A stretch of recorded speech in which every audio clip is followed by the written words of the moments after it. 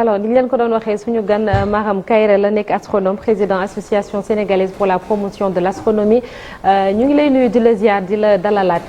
jàmm Maram Kairé. jërëjëf soxna Naata ñu ngi leen di remercier ci invitation bi di leen nuyu ñi nekk ci plateau bi yëpp. di nuyu aussi sénégalais yi ñuy seetaan. ci TFM. merci beaucoup ñu amaat mbégte dalal la tey alors Chérif yàggul barki démb rek amoon na première film bi ñu ko jagleel moom bi ñu tuddee chasseur d'étoiles du Sénégal ñu bàyyi la nga door Chérif waxtaan bi. mel ni kon rëbbukatu étoile léegi film bi président de la République sax teewee na ko ci Grand Théâtre mbooloo mu ak say partenaires américains ñu gis maison de production moo Taramat dina ko diffuser également ci télé bu mag muy Nova PBS loo xamante lu am solo la dinañ ci ñëwaat ci na mu gën a yaatoo koor gi tamit démb yéen a ngi ci corniche bi comme ni ngeen koy def saa su nekk weer yi feeñ na lii gëj nañ koo gis maanaam ñëpp woorandoo. waaw dégg naa démb ci corniche bi kenn mu naan lii mosu fi am bon c'est vrai que dina fi am mais xam nga malheureusement liy yàqu toujours mooy gën a fës que liy defar donc on a eu des occasions yoo xam ne am nañu démarrage à l'unisson mais souvent duñ ci bàyyi xel comme ni mu waree. bii nag xëy na dafa nekk ci contexte boo xamante ne bon y a beaucoup d'efforts qui sont faits année yi ñu jàll yëpp ñu ngi fexe ba nit ñi tàmm di def observation ñëw di séentul seen bopp et loolu xëy na tey moo tax nit ñi gën ci bàyyi xel ba lii bu amee dañ koy rafetlu parce que lii moo war sax ci réew je pense que benn weer la ñu yor et aujourd'hui tey information yi tollu na foo xamante ne que ce soit les informations scientifiques mais de façon globale war nañu mën a diisoo àndandoo di séentoondoo ba mën a egsi ci résultat yu mel nii. bon ñaan yàlla nag mu sax c'est pas évident. li ci am xëj na particularité te ñu war ko wax aussi mooy ñi daan séentu di bàyyi xel bitim réew. maanaam dégg nañ xibaar. Mali wala Indonésie wala Malaisie yooyu. bi ñu séentoo bërki démb ñoom dañu gisul weer bi donc ñëw positionné wu ci jeudi. ñun bi ñu séentoo waxoon nañ ne que weer bi dinañ ko mën a gis donc c'est ce qui s'est passé. mais bu xibaar jóge woon bitim réew rek day indiwaat jaxasoo. donc mooy li may wax toujours bi ñu fi mujjee waxoon naa ko nee na commission yi foog ñu dajaloo boole seen position pour que ñu mën a am ay conditions yoo xam ne critères yi ñuy séentoo tant que ñu ngi séentoondoo ñun ñëpp pour Sénégal rek je pense que problème mën na fi. comme xam-xam bi am na fi léegi est-ce que soxlaati na ñuy sukkandiku ci bitim réew. non je pense que. sukkandiku ci bitim réew bi sax man li ma ciy gën a bañ mooy erreur yi ñuy mën a xam nga nit taxaw rek ne la dégg nañ weer bi Mali te xamoo ndax xibaar bu wér la wala wérul nga bëgg ci sukkandiku pour man fi ñu toll ci information ku gis weer wan nga mën a taxaw photo ko démb bi ñu ko gisee c'est des images qui sont sorties nit ñi gis ko yu mel noonu mu leer nañ ci kanamu nit ñi et dañ ko def direct te li ñuy def sax mooy léegi na ñëpp ñëwandoo ci corniche bi ñu séentoondoo rajo yeeg télé ñëpp taxaw mais toog rek ñëpp toog seen kër ñu ne dégg nañ ko Mali wala dégg nañ ko Niger te xamuloo ndax loolu lu wér la nga bëgg sukkandiku sa diine ci loolu fi information yi tollu tey war nañ ko mën a éviter donc loolu tax ñuy encourager ce genre d'initiative pour que mu mën a régler cette question. oui El Hadj Malick. waaw est-ce que waruñu mën a egg ci mu am rek benn kuréel au lieu mu am kuréel yu bari ku nekk di séentul sa bopp ndax waruñu tey am la démarche scientifique ñu boole ko ak li nga xamante ni tey moo fi nekkoon ñu concilier position yëpp ba d'accord ci lenn ñuy séentoondoo bu ñu gisee woorandoo bu ñu gisul xaar leneen est-ce que du loolu tey moom moo gën a sage te loolu kan moo ko war a mën a dox ba mu nekk. waaw xam nga dafa nekk une question boo xam ne dafa complexe parce que dafa laal diine bi waaye aussi dafa engagé état. parce que tey bu ñu waree dem ci korité wala tabaski nit ñi war a organiser wu. yaanaa ki quitte ville dem beneen ville julli ji foofu ñii war a déposer ay demande d'autorisation d'absence ak yu mel noonu. nga toog ba veillu korité xamuloo ndax di nga mën a voyager wala doo mën a voyager parce que ci weer bi nga dépendre yooyu yëpp day indi des problèmes au niveau des services ñi war a liggéey ñii di jël ay absence ak yooyu noonu c'est compliqué donc l'État il faut que aussi xëy na ñu am ci kàddu pour mën a organiser quand même le fonctionnement de l'État de l'administration mais dafa nekk loo xam ne mbiru diine la te kàddu boobu noonu dañuy woor dañuy wareek yu mel noonu kilifa diine yi ñoo ko yor donc moo tax xëy na mu am complexité mais am na ay jéego yu fi am solo yoo xam ne ministère intérieur jëloon nañ initiative dajale leen ñoom ñëpp pour ñu waxtaan jéem a harmoniser position yi mais critère bi nga xamante ne d'accorduñ ci ba léegi mooy ñi ne dañuy séentu fii ci biir Sénégal commission nationale moom la ñuy def waa CONACO beneen commission ñu ne ñoom dañuy séentu lu xibaar fu mu mënti jóge ci àdduna bi rek doy na leen pour ñu jël seen décision. coordination des musulmans. waaw loolu moo indi problème instant bii nii. maintenant ñun ci suñu gis-gis science toll na foo xam ne mën nañ la wax ak précision weer bi ban bés lañ ko mën a gis. ak ci yan critères yan conditions moo tax ñuy jël décision sax dem ci corniche bi pour def ko démonstration pour nit ñi mën ko comprendre ne que c'est des choses qui sont prévisibles. maintenant il faudrait que ñu dajale position yooyu yëpp d'accord ci critère bi dañuy séentu fii Sénégal dañuy def confiance waa science bi aussi commission bi xëj na ñaari commission ñoo fi nekk yor kàddu gi ci loolu mooy commission yi gën a mag mais war nañ mën a am une plateforme globale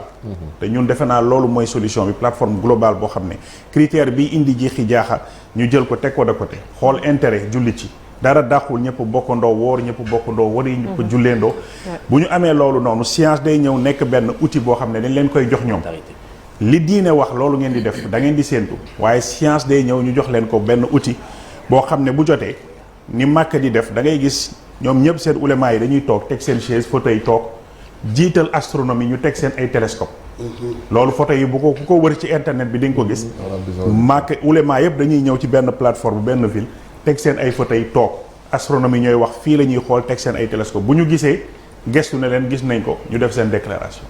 donc loolu c'est pour dire que ñoom trouvé nañ consensus boobu noonu dàquñu science ñu ngi koy utiliser donc ñun bu ñu amee plateforme bu mel noonu li ma proposé woon daaw te di ñaan yàlla autorité yi jàppale ñu ci pour ñu mën ko def mooy ñu fexe ba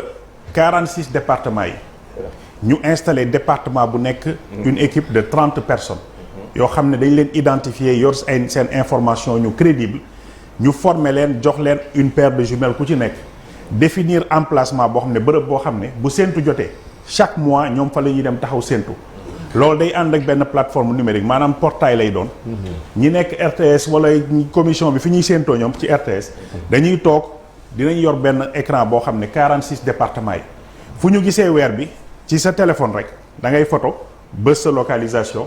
ci tableau bi ñu gis département bu mu nekk couleur verte balaa 19h bu dee weer bi day tëdd 19h balaa 19h30 di nga gis département yi ko gis yëpp mu nekk en vert ci carte Sénégal nga xam ne weer bi feeñ na amul werante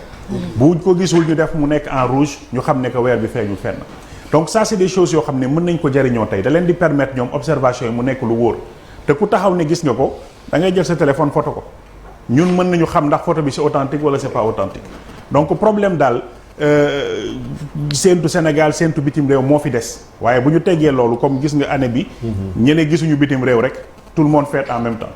ñu démarrer ndoo en même temps donc solution am na mais il faut ñu toog di ñaan état bi xëj na mu woo leen ñu mën a toog waxtaan xool nu ñu mën a régler lii une bonne fois pour toutes. Charles oui. Bon merci c'est un grand plaisir maa xam de discuter avec yow gisaat la fii est-ce que tey communication moo doon ko gën a def parce que bu ñu xoolee islam dafa am benn approche scientifique quand même bu doy waar c'est que déjà bu ñu xoolee par rapport aux gens par rapport aux prières aux heures de prière bu si ne dafa am approche scientifique bu doy waar et pourtant cette approche scientifique peut-être xëy na communication moo manqué pour que mu installé wu est-ce que le Sénégal tey du gagnerait gën a am cette communication pour que approche scientifique boobu ñëw si ne serait-ce que par exemple le genre on en parle beaucoup de l'aspect spirituel mais dafa am beneen aspect boo xamante ne mooy dans le cadre médical dans le cadre lu mu tudd scientifique bu ñu xoolee tam les prières ne serait-ce que la façon de prier ak heure yu ñuy prier ce que ça peut représenter dans le physique et dans le psychique et demee noonu moi est-ce que on ne rate pas peut-être parfois dans cette communication justement l'aspect scientifique de la religion islamique. Alors loolu yëpp ça dafay fekk ci cadre bi ñu tuddee promotion culture scientifique il faut que ñu développer la culture scientifique de façon globale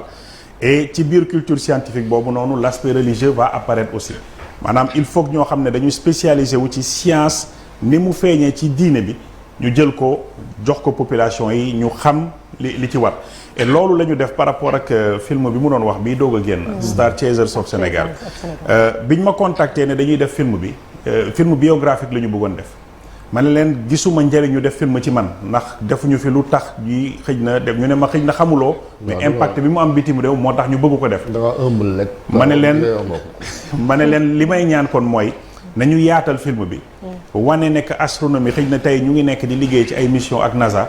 mais ñu gestu xool ne que mag ñu baax ñi suñu kilifa diine yi daan nañ ko jëriñoo pour xam xibla bi jàkk jumaa yi ñu fi tabax yëpp dañu def orientation mais dañuy basé wu ci information astronomie moo tax ñu demoon ba Guédé Bousso seeti famille sëñ Mbàkke Bousso ñu gis ne que foofu waxuma sax waxtu julli yi mais saison yi sëñ Touba daf ko waxoon pour ñu xam kañ la ñu war a tàmbali béy beeg yu mel noonu ci information yi mu daan natt ci jant bi astrométrie la yooyu la daan jël jox ko pour ñu mën a xam kañ la ñu war a béy ak yu mel noonu donc loolu yàgg na fi ñu ngi koy jëfandikoo mais yemuñu ci loolu parce que souvent affaire weer bi bu ñu ciy wax da ngay dégg nit ñi ñu naan waaw l'islam waxul ay science ak yu mel noonu que calcul bokk ci kii bi ñu paree kër sëñ Mbàkke Bousso ci film bi dañu dem ba Istanbul fekk fa manuscrit maanaam téere yi nga xam ne ñoo gën a yàgg ci civilisation musulmane yuy wax ci astronomie yooyu gis nga biñ ñu ko joxee pour ñu def ñu dugal ko ci film bi da ngay am autorisation ministère de la culture pour mën a gis déjà livre yooyu noonu pour mën ko laal ay gants ngay sol pour mën ko tijji waaye bi ñu koy def ñaari garde ñu ngi taxaw yor ay mitraillette suñu kanam maanaam c'est tellement précieux 5e siècle 4e siècle ay yoo xamante ne patrimoine la mais boo ko tijjee mais nga gis ci ay explication astronomie yenn calcul yi yenn instruments yi ñuy jëfandikoo ñoom astrolabe yi nan nga koy defaree yu mel noonu ñu dajale loolu yëpp wan leen ne leen lii ñiy toog fii naan xëj na diine bi calcul war ci dugg ak yu mel noonu dañu xamul ndax musulman yu njëkk yi sax ñoom ñoo développé calcul ak mathématiques yi nga xamante ne moom la àdduna bi di jariñoo tey donc c'est juste pour vous dire que communication bi daf ci am solo il faut aller chercher ces exemples ñëw wan ko nit ñi xam ne que science ak religion lu mën a ànd la boo ci dàqee benn rek dina am lu la manqué. alors ngir dellu si waat ci film bi tuuti Maram gis nañ keroog première bi naka la ñu nar a def après ba yëf yi gën a mën a siiw ba ñëpp mën cee jot jàngat ci film boobu li surtout en plus ci loolu noonu président am na lu mu fa annoncé loolu lan nga ci jot a xam. muy création agence bi voilà. waaw film bi xam nga rek ñoom bu ñu jógee am seen projet de film li ñuy njëkk a def mooy verrouiller droit yeeg yu mel noonu. télé bi ko def mooy def série Nova mooy la plus grande série scientifique au monde. depuis 50 ans ñu ngi def ces séries là. et ñu am benn exigence bu ñu am ci qualité produit yi ñuy def. beneen bi mooy Terre Amateur ñoom filialu Red Bull la ñoom ñooy def les grands documentaires yi nekk ay National Geographic ak yu mel ñoom ñoo boole def film boobu noonu donc protéger droit yi. mais président de la République Macky Sall bi mu njëkkee gis film bi daf ma ne fexeel ba ñoom ñu mën a seet nu ñuy transférer droit yi fii au Sénégal pour que ñu mën ñëpp mën ci jot. et loolu lay waxoon beneen bi mooy nañu fexe ba tam ñu def lancement grande première au Sénégal. donc biñ ci waxtaanee ak producteurs yi ñu ne ñoom bon xam nañ question de droit beeg yu mel noonu mais. film bi importance bi mu am ci image du Sénégal à l'extérieur jaral na leen ñoom ñu def exception may droit yi Sénégal donc jox nañ droit yi démb au Grand Théâtre bërki démb au président de la République et donc normalement RTS dina ko diffuser très prochainement et à partir de là je pense qu'après les autres pourront relayer à travers ils ont donné les droits au Sénégal donc c'est la RTS qui doit diffuser et toute la population dinañ ci jot inchallah et dañuy ñaan yàlla en tout cas que mu mën a am njëriñ. parce que dem au conseil des ministres même dans le communiqué le président est revenu sur ça parler maintenant agence bi nga xamante sénégalaise d'études spatiales parce que tugal gis nañ fa NASA Amérique da ngeen a bëgg a am NASA à la sénégalaise. lu war la et c'est une grande décision li président jël et wax na ko ci Grand Théâtre nee na depuis at a ngi nii mu may recevoir ñu ciy waxtaan parce que dafa nekk loo xam ne day engager des questions de souveraineté tey États-Unis boo waxee lépp lu jëm ci espace fusée yi ngay gis ak mission yeeg yooyu yëpp sa xel ci NASA lay dem te xale yu bëri tey bu ñu bëggee nekk scientifique boo leen laajee foo bëgg a liggéey ñu leen la NASA donc am nañ tey benn puissance boo xamante ne spatial bi moo leen ko jox foofu France yor nañ centre national d'études spatiales Japon yor tey dëkk yëpp ñu ngi yor agence spatiale te li ñu remarqué en fait mooy dañu def corrélation entre dëkk yi nga xam ne yor nañ seen satellite yor seen agence spatiale ak dëkk yi nga xam ne ci at yi ñu génn juste avant Covid bi ñi gënoon nekk en avance ci wàllu objectif de développement durable xam nga Nations Unies dafa fixer des objectifs les 17 ODD là les pays yi gën a nekk en avance mooy dëkk yi nga xam ne ñu ngi jëfandikoo spatial absolument boo xoolee carte bi da ngay gis ñoom ñëpp ñi koy jëfandikoo ñu nekk avec la bonne couleur Afrique c'est presque vide ça veut dire que dañu jëloon nekk loolu waxu tubaab yi la ak ay dem ci espace c'est pour rêver yu mel noonu wàcc ko ci ginnaaw ba faf ñoom ñu raw ñu ak loolu. donc tey Afrique commencé na yeewu ci loolu en l'espace de 20 ans lancé nañ 53 satellites ci Afrique donc ça veut dire que ñu ngi commencé et président jël décision donc créer agence bi moo nar a permettre de coordonner toute l'activité spatiale du Sénégal. il faut que Sénégal mën a yor ay satellites am mais yor aussi les ressources humaines ñu koy defaree fii ci suñu réew loolu c'est un point boo xam ne dama ciy insister. il faut que technologie bi nekk entre les mains des Sénégalais. bu ñu commencé ñun di defar suñu satellite day yokk suñu exigence technologique. fu ñu yemoon fii dinañ ne nañ jéem a def plus. Émirats arabes unis dañu commencé créer seen agence spatiale nit ñi di xaar ñu def benn satellite nit ñi di xaar xëy na ñu dem ci weer bi ñu ne ñoom demuñu ci weer bi planète Mars la ñu jëm. seen première activité c'était d'aller vers la planète Mars donc c'est juste pour dire que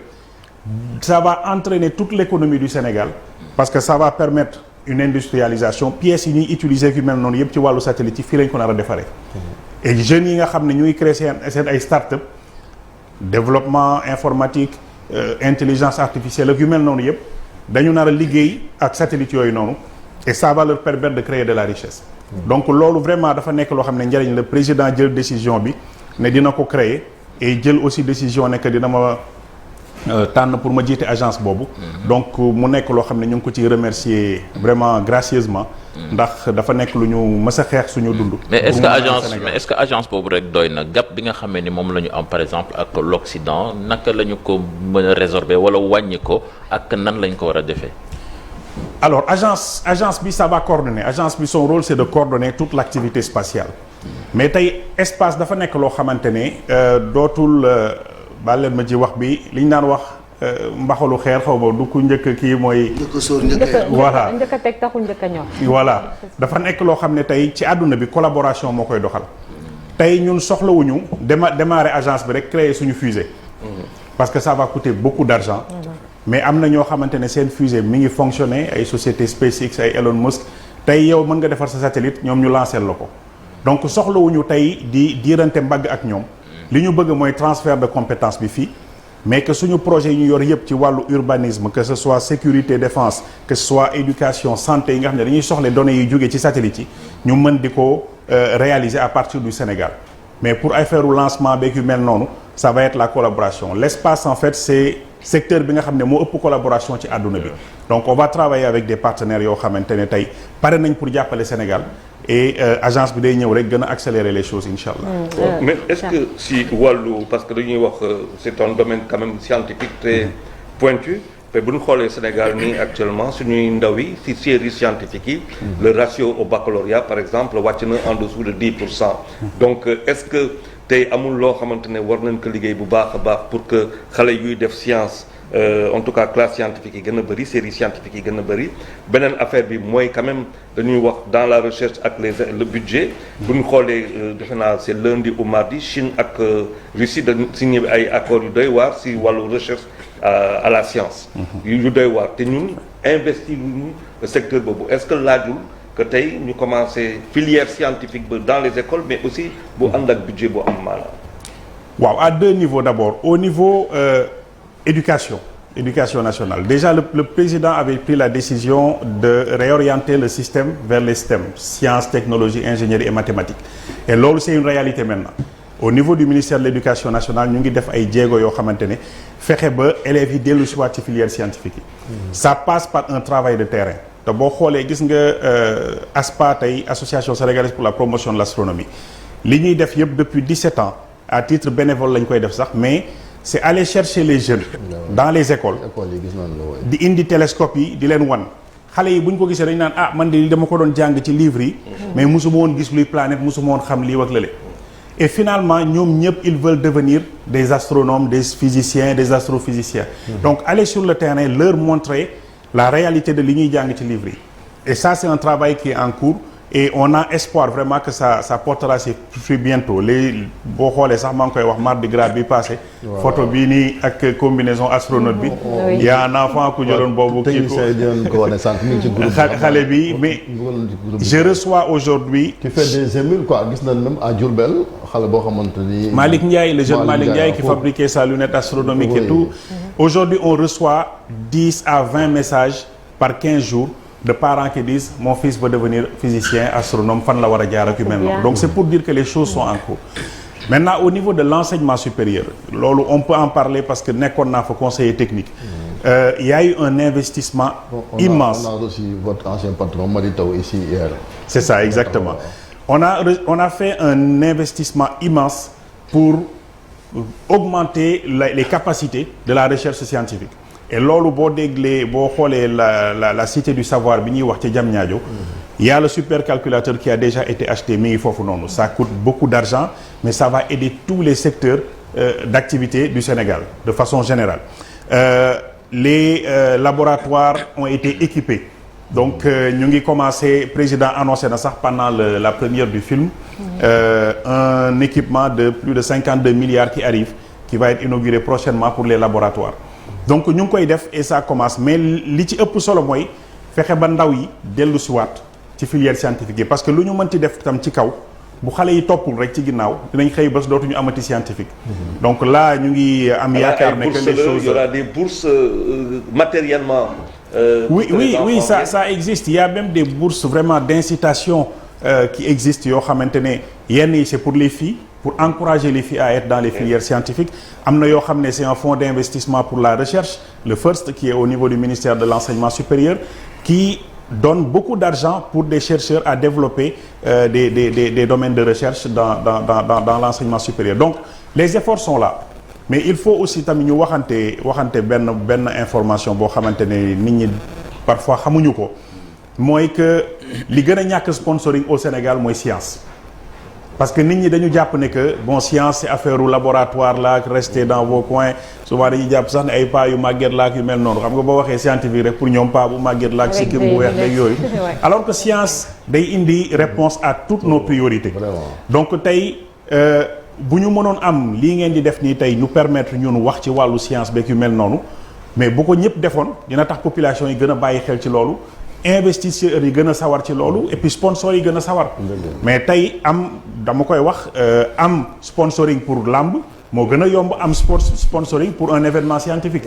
Donc il faut que aussi ñu xoolaat suñu priorité de développement. ñëpp àndandoo jàpp ci pour que mu jëm kanam. mais ci wàllu communication bi est-ce que tamit li Charles doon wax communication bi du ngeen yéen a ngi investir aussi réseaux sociaux yi comme xale yi ñoom foofu rek lañ nekk foofu la ñu xam te gis nañu instant yi lii gën a fës ci réseaux sociaux yi loolu kenn soxlawu ko li ñu soxla mooy wàllum xam-xam comme ni nga ko waxee. Xam nga ku nekk sa bopp nga yow mën a moom ñu waxal ngi lay gis tout le temps waa sa bopp nga mën a waxal man liñ ciy def wax dëgg yàlla nee naa la fay ñu ci sax mais c'est parce que dañu gëm ne foofu mooy yoon bi fa la war a jaar tey dem nañ ba initier sax ay concepts yoo xam ne balade sous les étoiles la tudd damay jël chaque mois benn 2 heures de temps 3 heures de temps def une conférence en astronomie en live ñëpp connecté nit ñi di poser seen question et on répond interactivement mais loolu bu ko ñëpp defoon tey kii def ko ci wàllu médecine kii def ko ci wàllu mathématique kii def ko ci wàllu kii nee naa kon mën nañu transformer Facebook mu nekk la plus grande université même du monde mais malheureusement bon dañ ko jàppee xëy na peut-être fecc beeg yu mel noonu TikTok beeg yooyu noonu mais de plus en plus les institutions aussi commencent à communiquer sur les réseaux sociaux donc il y a un travail de communication qui est important man je suis convaincu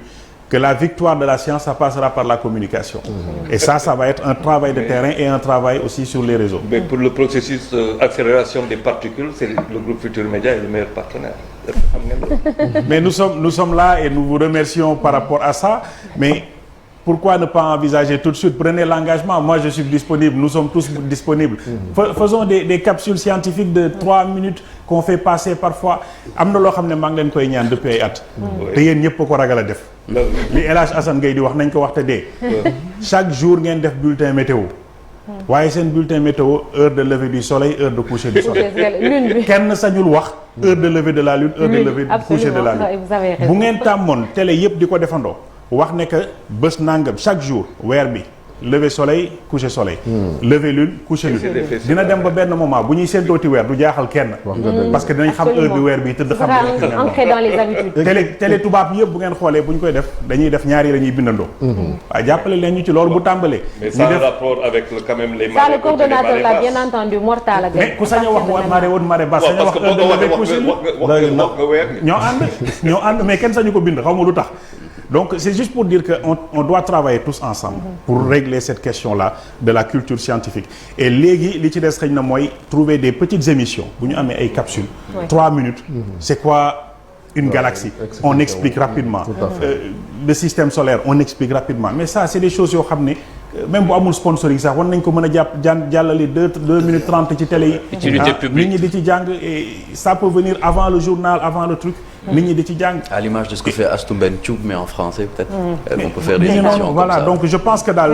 il y a une communication à faire et on peut travailler ensemble bind na leen ko ci wolof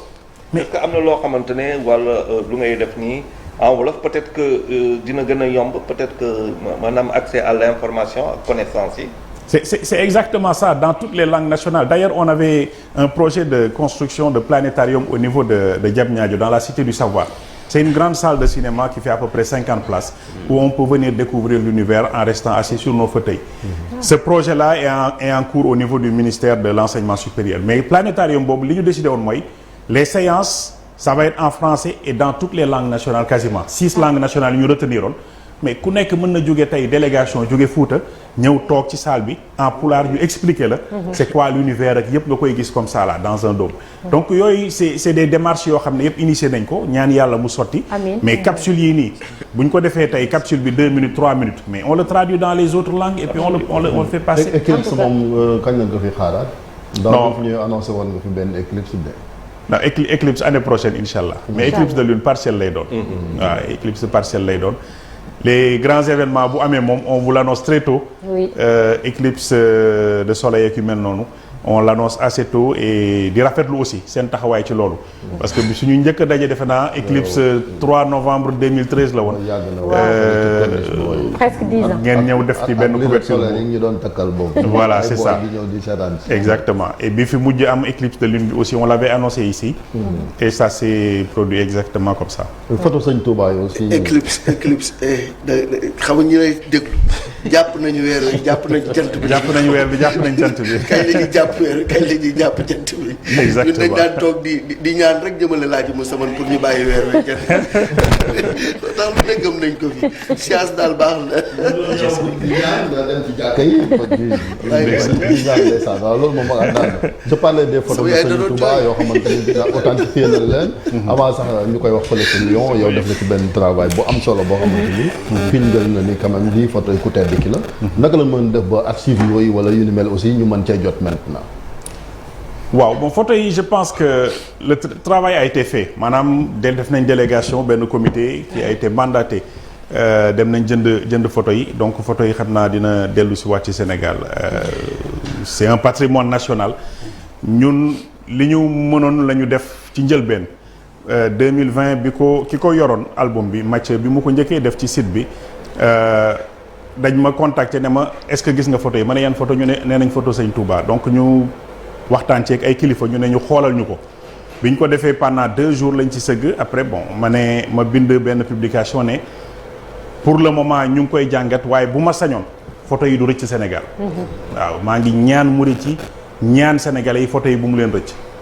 donc yàlla def na nag bon yaayu xëy na benn rëcc ñëpp tëbandoo ci kaw waa ji ne ko photo yi vente aux enchères bi xaw a jaxasoo ba tax mu retiré waat denc ko parce que boobu nee na xamatul moom xamul woon sax nee na kuy Sëñ Touba xamul woon tamit valeur photo yi album bi rek la yoroon venant de l'architecte bi tabax juma Njaareem léegi bi ñu avancé ba photo yi génnaat dafa jël beneen tournure parce que daf ko jox benn maison boo xam ne maison bi gën a mag ci vente aux enchères yi ci France la moom lañ ko jox pour mu def jaayu photo yooyu noonu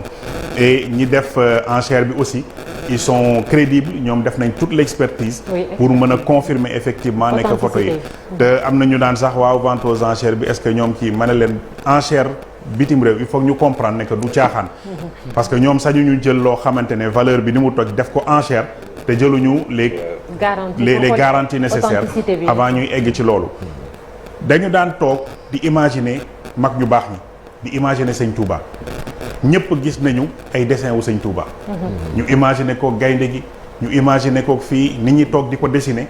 te gisuñu ko woon tey bu yàlla defee ñu am chance jot ci ay photos c'est un un patrimoine inestimable. Donc tey ñu sante ko yàlla. mais ça nous montre aussi que ñun nous devons faire aussi ce devoir de recherche là. d'aller seet aussi archives yi li fa nekk bitim réew ñu fexe mu dellu si waat parce que lii yëpp day contribuer à ce que génération yi ñëw mën a xam histoire du Sénégal. et tradition orale bi tam ni ñu ko daan expliquer photo yi bi ñu ñëwee ñu dañ ko méngale. ak lii sëñ Mamadou Lamine Diop Dagana waxoon ci pose première pierre bi mais ba ci truelle beeg ciment bi mu njëkk a teg ak yooyu yëpp photo yi génnewaat ko donc ça nous permet peut-être même de renforcer la tradition orale et lii dafa am solo pour l'avenir de l'histoire du Sénégal.